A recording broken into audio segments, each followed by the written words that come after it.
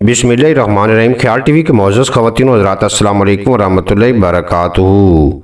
मैं हूँ आपका दोस्त मोहम्मद अली खिज़र। आज की इस वीडियो में हम आपको बताएंगे तुर्की में लोग रमज़ान कैसे मनाते हैं और क्या क्या ख़ास चीज़ें इनके सहर व अफ्तार। आज हम आपको बताएंगे कि अर्तुगरुल की तुर्की में लोग सहर व अफ्तार में क्या खाना और रवायती मशरूबात तैयार करना और खाना पसंद करते हैं, जो इनके यहाँ सल्तनत उस्मानिया के ज़माने से राइज हैं। पूरी उम्मत मुसलमा की तरह तुर्की में भी पूरे जोशो खरोश से रमज़ान का इस्तकबाल किया जाता है और इसके आगाज़ का ऐलान खिलाफत उस्मानिया की रवायत के मुताबिक तोपों के फायर करके किया जाता है। ये उस्मानी सल्तनत के आखिरी खलीफा अब्दुल हमीद सानी के दौर की यादगार है।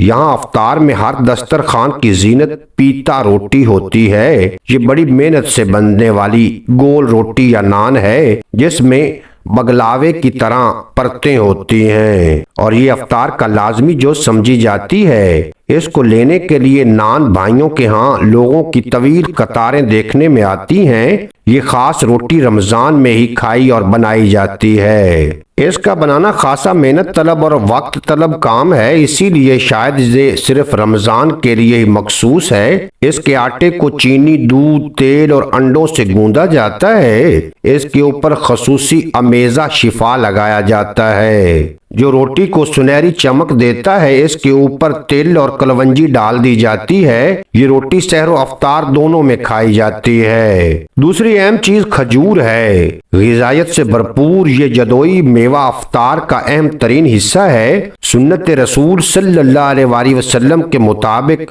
सारी दुनिया में मुसलमान इसी से रोजा अफ्तार करना पसंद करते हैं। गो के यहाँ खुश्क मेवे, पनीर, जैतून और खुश्क गोश्त से भी दस्तरखान मेज़ें भरी हुई होती हैं, लेकिन फिर भी शोरबे या सूप के खानों की सकाफत अपने अरूज पर दिखाई देती है। दही इलाकों में खास तौर पर रमजान से पहले ही बड़ी मेहनत से खुश्क शोरबों के अमेज़े तैयार किए जाते हैं और हाथों से बनी सेमियां इसमें शामिल की जाती हैं।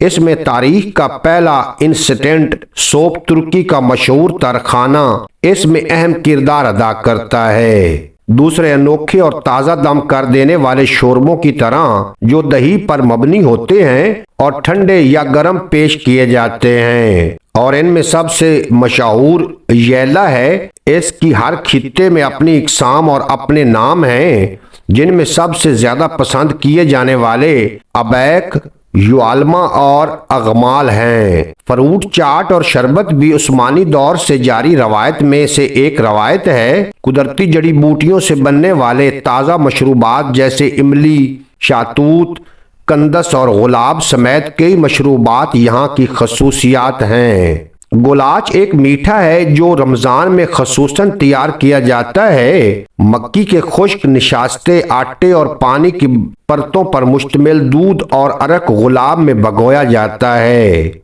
इस मीठे में इस्तेमाल होने वाली परतें रमजान से महीनों पहले तैयार कर ली जाती हैं और फिर इन्हें महीने में इस्तेमाल किया जाता है। ये भैंस के दूध से तैयार किया जाता है। आखिरी चीज कंदी है, जिसे कैंडी भी कहा जाता है। ये आम तौर पर ईद का अहम जुज है, जिसे मीठे के तौर पर बनाया जाता है और रमजान के आखिरी दिनों में इसे तैयार करके लिया जाता है।